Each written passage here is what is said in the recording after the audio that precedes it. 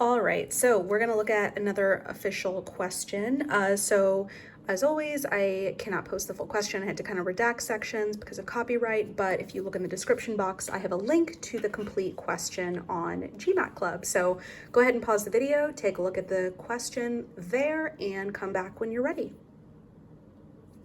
All right, so let's read it. So again, A is always just a repeat of the underlined portion as it's originally presented. Excavators at blah, blah, blah say the discovery of inscribed shards dating to circa 2800 to 2600 BC indicate their development of a Harappan writing system, comma, the use of inscribed seals, blah, blah, blah, blah, blah, and, comma, and the standardization of weights. All right, so a few things here, right? Excavators say, so we have this noun verb pair, excavators are doing this action of saying, and they say the discovery of inscribed shards.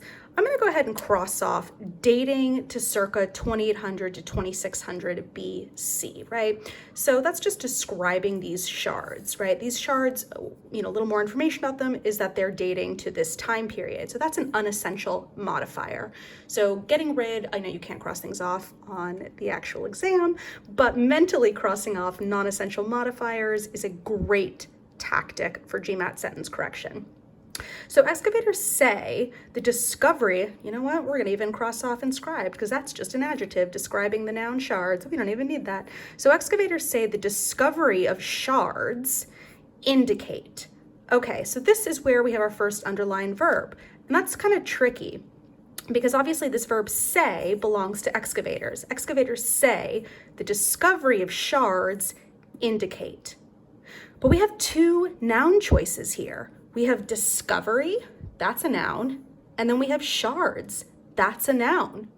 So one of the tricky things sometimes on the GMAT is you're presented with multiple options for nouns that could own a verb. And I think this is where meaning and the nuance of meaning can really help you out in GMAT sentence correction. Because both verbs are not going to logically be the doers of, both nouns are not equally going to be the logical doers of this verb. So you have to ask yourself, okay, well, who's doing the indicating? What is logically indicating their development of a writing system? Is it the discovery that indicates that they had a writing system, or is it the shards that indicate that they had a writing system? What's really sort of pulling the curtain back, making this revelation?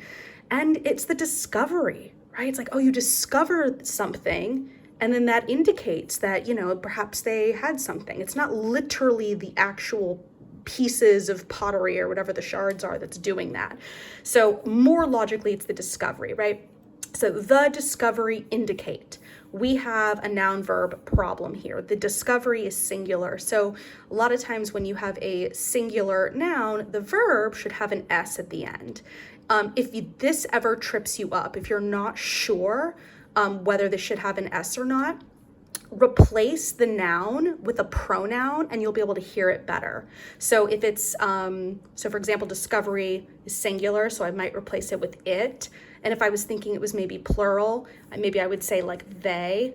So if you listen to both of those, it indicate, they indicate. You can hear, oh, okay, they, that sounds better with indicate. So therefore this is supposed to be, there's a mismatch here since discovery is singular. So, all right, quick trick. So discovery indicates, that's what we need. So that's a really big thing to spot, because now we can go to the answer choices and kind of quickly tick off some that are incorrect, right? So A, no, B, C, okay, D, all right, E, maybe. So A and B are out.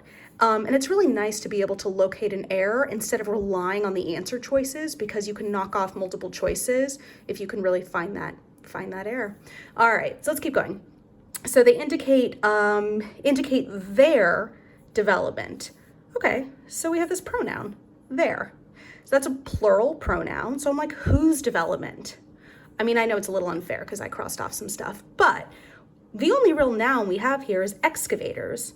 And it's not logical that it would be the excavators who are saying that the discovery indicated the excavators development of a writing system? It's like, well, no, because obviously the Harappan people were in the past and the excavators are in the present. They're currently doing the dig. So that doesn't make sense. So this pronoun doesn't seem to have an antecedent. Again, I know it's a little unfair because I crossed that off, but you'll have to take my word for it. There's no antecedent, plural antecedent here in that first redacted portion. So the pronoun there is incorrect here. And because this is where the underline starts, there's nothing else that we're going to have to worry about. So if we look at the remaining answer choices that we have left, we can see that there is also popping up in C. So again, without even reading the rest of C, I know that is incorrect. All right, so now I've got D and E. They're fighting it out. And there's a lot of things that are, going like pretty decent about them. We've got, indicates, we really like that. And then I would say the last thing here that we want to check is the parallelism. So we have 3 items in a list. Indicate their development of a Harappan writing system, comma, the use of inscribed seals. I know I crossed it off, but there's a comma here. And the standardization of weights. One of the most common parallel structures on the GMAT is X, comma, Y, comma, and Z. Anytime you see the word and in sentence correction, I don't care if it's underlined or not underlined, it is important. Cannot stress that enough. So here, even though this and is not underlined, it's kind of the key. Well, I guess the commas, they would tell you too. But and is really the key that this is following the 3 item in a list parallel structure. So that means that those 3 things should be in similar formats. So indicate their development of a system, comma, the use of seals, and the standardization of weights. Well, it's too bad we already crossed off A because the parallelism is pretty good there. So let's see how the parallelism is presented in D. So in D, it indicates the development of the writing system, their use of inscribed seals. Well, we know a little bit about there, so that's worrisome. And the standardization of weights. That's not underlined, so that'll always be the standardization of weights no matter what. So this is good. I mean, it's pretty good, right? But we've got this there. It's a little bit problematic. Let's see what E offers us. So excavators say the discovery of shards indicates that, and here we go, the parallelism is now starting after the word that, which is fine. You have, it's interesting, you have an option on the GMAT, like you could go that, X, Y, and Z, or if you wanted to, you could repeat the that in front of the Y and the Z as well. So it would also be correct to go that X, comma, that Y, comma, and that Z. Truth is, the GMAT doesn't really want you to do that because it's like, why have 2 more that's here when you really don't need them?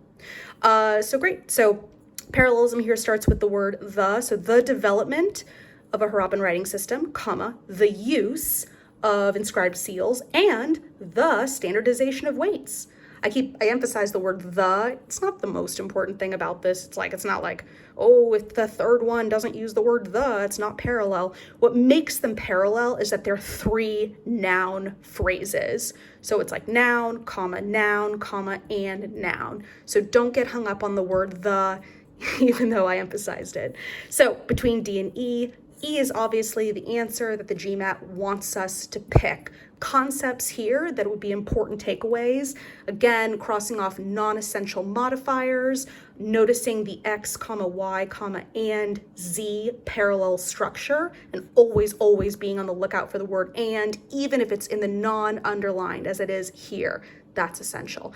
And then finally, this pronoun there, there is a possessive plural pronoun. So we would look earlier into the sentence to find a plural noun and see if it makes logical sense. And just to close, again, this is where the GMAT becomes more than just about grammar. So sometimes students who don't really understand how to check for meaning will look at this and they'll go, oh, there, that's plural. Excavators, oh, that's plural too. Great, so I guess there is okay. And it's like, no, you also have to check the meaning, their development of a writing system. Does it make sense that it's the excavators who are doing, the development of the system? And if that doesn't logically check out, then the there is wrong, even though excavators is plural. So those are all the takeaways that we can possibly wring out from this question. If you have any questions, feel free to reach out to me. in the comments below. Thank you very much.